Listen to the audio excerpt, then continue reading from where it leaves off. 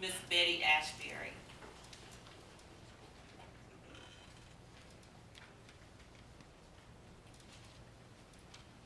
Mayor, Vice Mayor, Councilor, I live High Street, Portsmouth.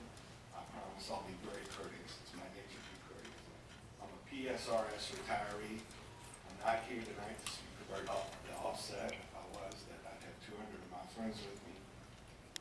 But I want to talk about three kind of technical aspects of PSRS that I'd like for council to interact with the retirement board to probe these matters.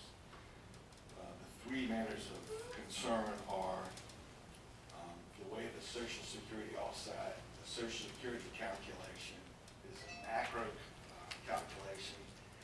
It commingles earnings from other employers, both before and after employment with the city, and in some cases, if a retiree was working part-time while they were working with the city. I think if you look into that, you'll find that the calculation by using that technique is wrong and has always been wrong. The second is that the Social Security offset is calculated at age 65. And if you read through the code, it makes several references to normal retirement age. It appears to me that at one time, the Social Security offset was synced with Social Security when the Social Security normal retirement age was 65. In 1983, the Social Security Administration changed the normal retirement age so that it was in increments based on your birthday. I think you'll find that most retirees don't meet the normal retirement age in their Social Security because they're 66 or 66 and older now. The way the offset's applied now, you're almost forced to apply for Social Security before your normal retirement age because the offset's applied. So you have this tremendous loss of income before your normal retirement age with the Social Security. And if you read the code, I believe there are code entries that acknowledge that it should be done what the existing social administration was at the time of your retirement from the city. So I think it's already in the code. The last thing, and probably the most important, it doesn't get spoken about, is the loss of cost of living. Not only the PSRS retirees suffer the Social Security offset, which nobody else in the state does, they also have this mysterious cost of living elimination that's not in the code anywhere. I did Freedom of Information Act ask what documents support that action, what code, what memos, what discussions with VRS, and it came back there were none. If you look on that document, that the front page was a page that was prepared by the city CFO at the time during, I think, 2008, 2009. The spreadsheet that you have. Yes, sir. If you notice, this was a city finance prepared document that refers to it as PRS, and they call it Portsmouth Supplement. It calls it PRS, Portsmouth Retirement System, which is not a small detail to us. So there's this piling on loss of $3,000 in this scenario. If the city determined that the cost of living, it's really kind of a general wage increase, was appropriate from your retirement age up to 65, why they then would determine that we want to take it back while we're also applying the Social Security offset. Seems like mean-spirited piling on, and it's not supported by any code. What I would request is, as you have interaction with the retirement board or the city attorney's office, that you probe these matters. I feel pretty confident that all three you will find could and should be administered differently. In at least two of the cases, probably all three have always been administered incorrectly. I appreciate your time. Thank you, Ms. Winter. Very well. Ms. Randall. Thank you so very much. And it is so unfortunate that we are finding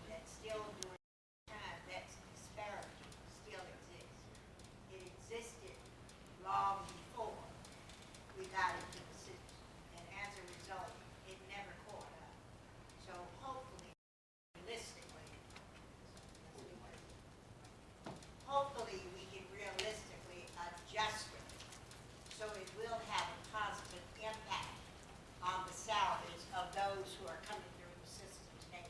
For those who came through earlier, the system never corrected itself. So it's always a catching up thing. So that would be a good thing for this generation. Speaking to you, I think you're older than you are.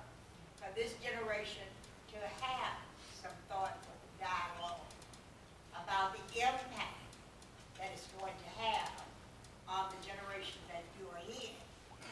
And as you reach your retirement, but look at those who are coming behind you, who never had the benefit of even getting up to where you are. So I think it's a good project for us all. Saying that, let me say this too, if I can still Sure, go speak. ahead. With the resolution that was passed May 25th, 2010, charging the city manager with the offset. I have to say and the group that I routine and meet with, we have around 150, 175 now, are disappointed that not one positive action has taken place, but more importantly, that council, nobody has ever reached out to us to even discuss this with us, to hear what ideas we have, what negotiations we could offer up. These things like code, this is our lives. There is a group of us that spend a remarkable amount of time researching these things. Thank you, sir. Thank you. Thank you, Mayor. Mr. Figgin, you don't have to come back. I was going to refer to that resolution passed by council back in 2010 also. And needs to be done is for the present council to task the city manager, which we did in 2010, to come back with a plan to correct some of these things.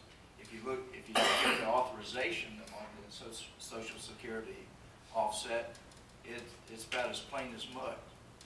I've read it numerous times, and in that, I don't get where it authorizes anybody to take 50% of your Social Security out of your retirement. And the other things that you point out with the changes in the Social Security age, that hasn't been adjusted. So consequently, the city is putting a lot of hardship on a lot of its retirees that didn't retire at a whole lot of money to start with. So once again, that resolution, members of the council, is still out there. It just hasn't, switch hasn't been thrown. It's up to this council to task the city manager to do what council back in 2010 directed them to do. And that's to come back with some suggestions on how we correct some of these things. But thanks again for keeping it in front of us. Mr. Rowe? Yes, sir. Cut your mic. There we go. I didn't know Jim was coming tonight, but coincidentally, today, Take your seat. I met today with the chairman of the retirement board. We're already working on these things. And everything that's said, we've got it on our to-do list. Great. All right, very good. Thank you. Yes, sir. Yes. Our next speaker is Ms. Betty Ashbury, and she's followed by Ms. Pat Simons.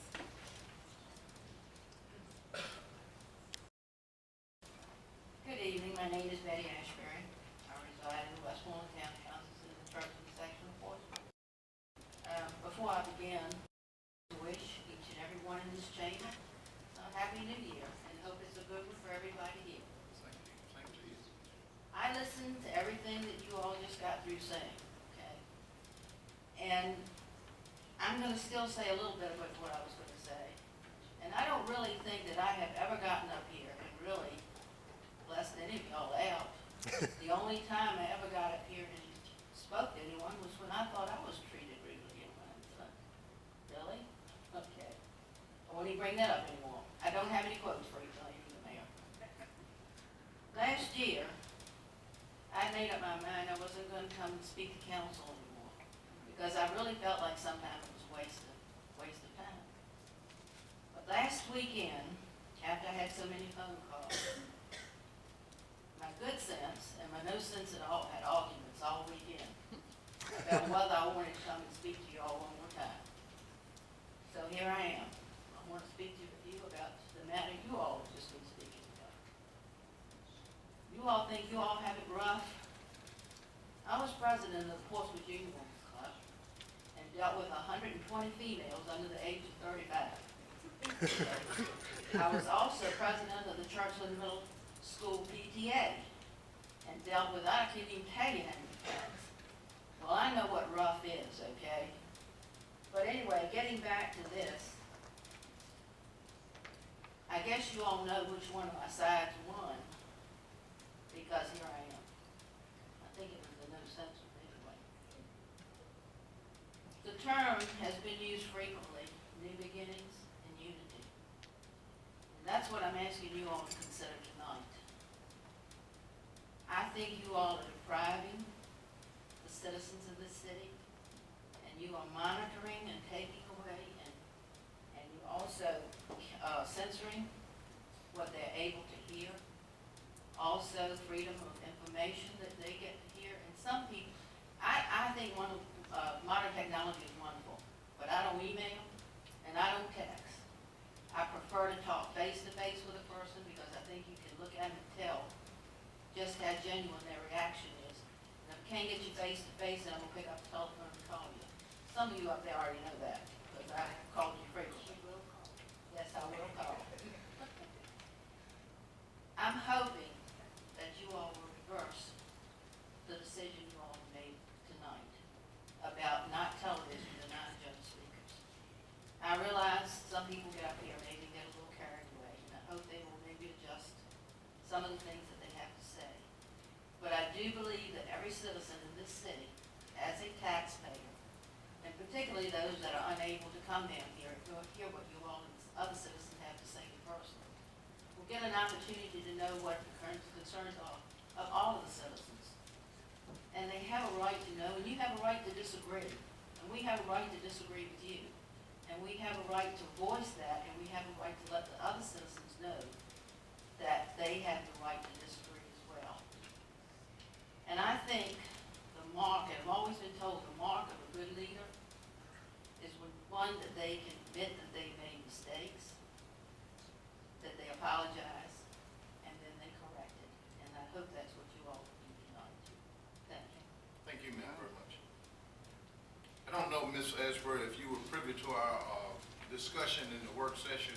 We also said we were part of the problem. We said we as a family, we all, the council as well as citizens. So thank you for your comment.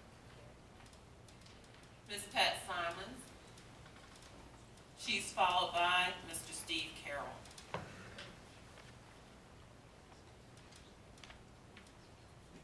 Good evening, council, and Happy New Year to each of you. Pat Simons from Mimosa Cove. Now, I realize from your decision that you all want each and every one of us to be meek and quiet as a mouse. And all I can say is things that I have brought before this council in the past have been things that citizens have thanked me for bringing to your attention. When I brought up the $52 million misappropriated by the school board that none of you were aware of, people thanked me for that. I don't know, I hope that I have never been rude to you. I have never said an untruth when I've come up here. I have pointed out things that some of you have done that were not above board and should never have been done, but they were truthful. Now, you admitted yourself in the comments you just made that some things you didn't control.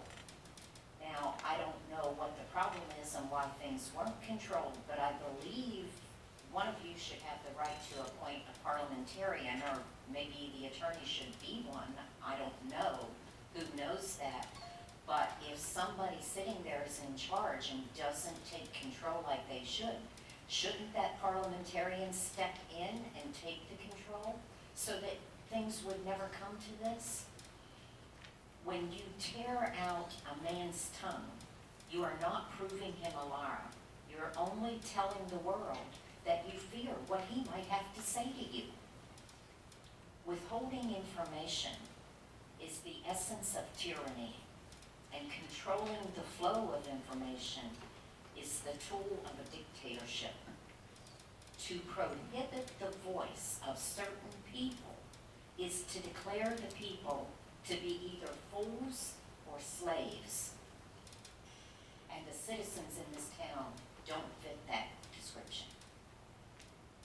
You can torch every citizen's voice. You can refuse to let it be heard. You can char their every word to ash. But ideas are incombustible, and therein lies your real fear.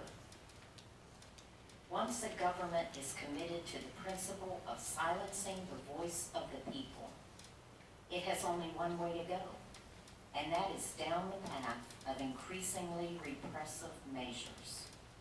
When truth is replaced by silence, the silence is a lie. You will never be able to conceal your faults by concealing evidence that they ever existed. In silencing the voices of the citizens, you are showing utter contempt for all the thinking a citizen has done, all the labor that has gone into their words and their sentences, and all of the time and effort that one has put forth to bring it before you.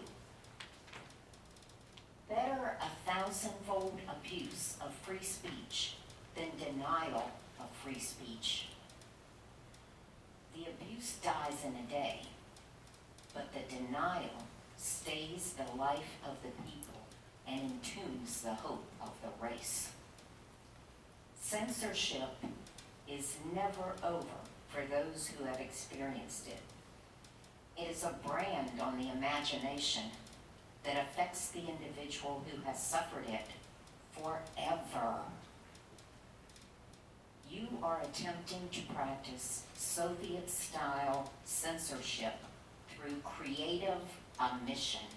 That's all this amounts to. The real question here isn't what you think is relevant, but what your audience thinks is relevant.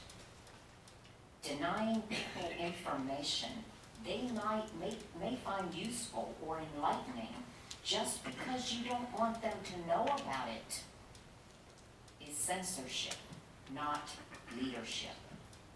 Each of you were elected to sit up there and lead us, and we expect that.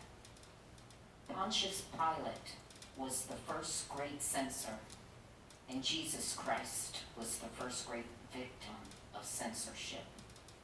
I implore each of you personally to consider which one of those aisles you sit in.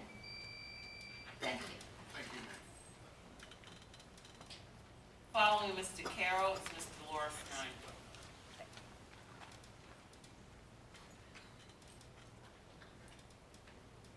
Evening, Mayor, members of the council and staff. My name is Steve Carroll, 112 River Ridge Drive. I guess these newspaper articles and the quotes attributed to council, you would be surprised that we're here tonight, considering we're nothing more than TV hawking grandstanders. Some people on council really do have a lot of bark on their tree, criticizing us as being bashers. I'll speak for myself. I come to this council and to this podium factually armed every time. Every time. And I'll elaborate more on that in a minute. We ask you, what happened to the $52 million that the school board illegally appropriated? How did it happen? We get silence. We ask the mayor to summon those who are responsible for imposing crippling tolls on us for the next 58 years so that they can answer questions to the public. We get silence. We ask how a $53 million courthouse turns into a $78 million courthouse.